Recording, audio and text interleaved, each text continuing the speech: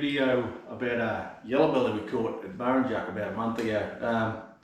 If nothing more than to create a memory, she was a monster. Me and Rolls ducked out there for the weekend, for overnight trip down to Burrinjuck.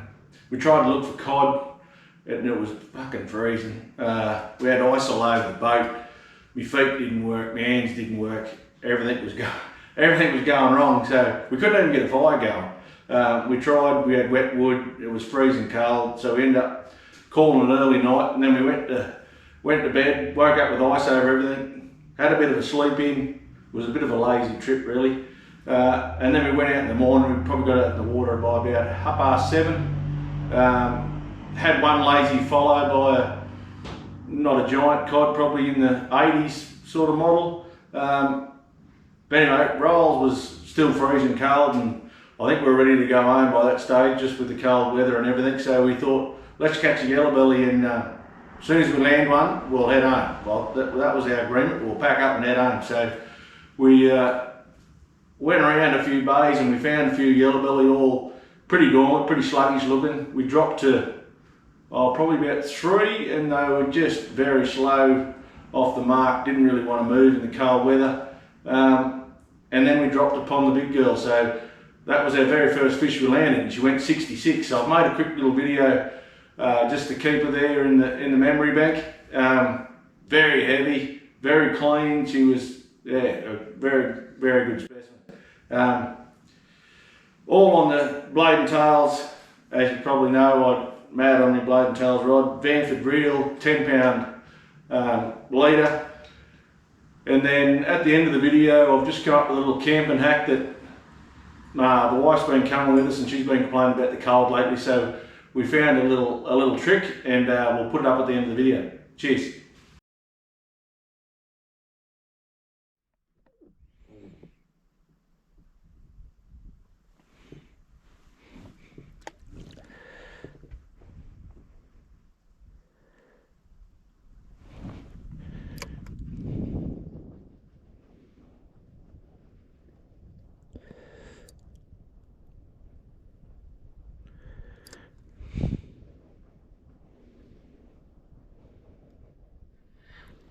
Yep, got one.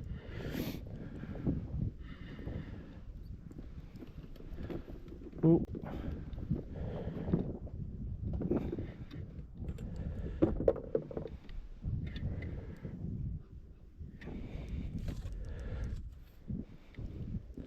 Got a bit of fight too. Oh, that's a ripper. Look at the size of that.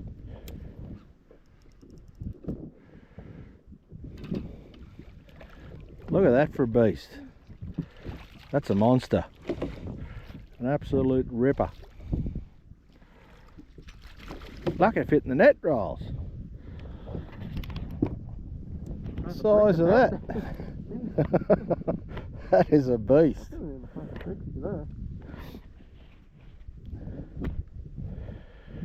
And I just lift it up a bit.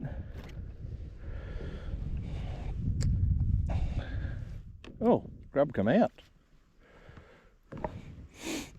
What do you think that's going to go? Probably that's a big fish. It's going to be in the 60s, I'm going to guess.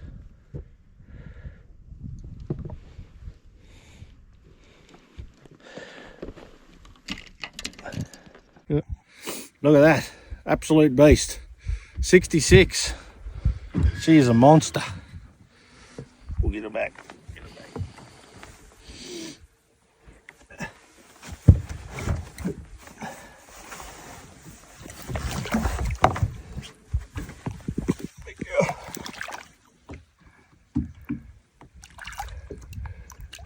Kick. There she goes. What a donkey.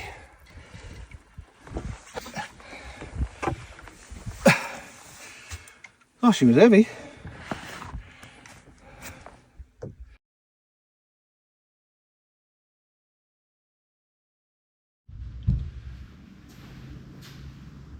Hey gang, just wanted to show you a little camping hack we've come up to over the winter. We're in a King store and found these. This is a 24 amp lithium charger pack. We thought it'd be a good idea just to throw in a camper and keep everything charged up. It's got a light, it's got everything. But then while we were there, the wife was sticky beaking around and come across this electric blanket. So what we found is if you plug that in and put it in your rooftop tent or in your swag, it'll run most of the weekend, or all weekend. We had it running on the last June long weekend up in our rooftop camper. We had it running all 3 nights, 3 times a night. It's got 3 settings. They go for a half hour, 45 minutes and an hour on a low, mid and high setting.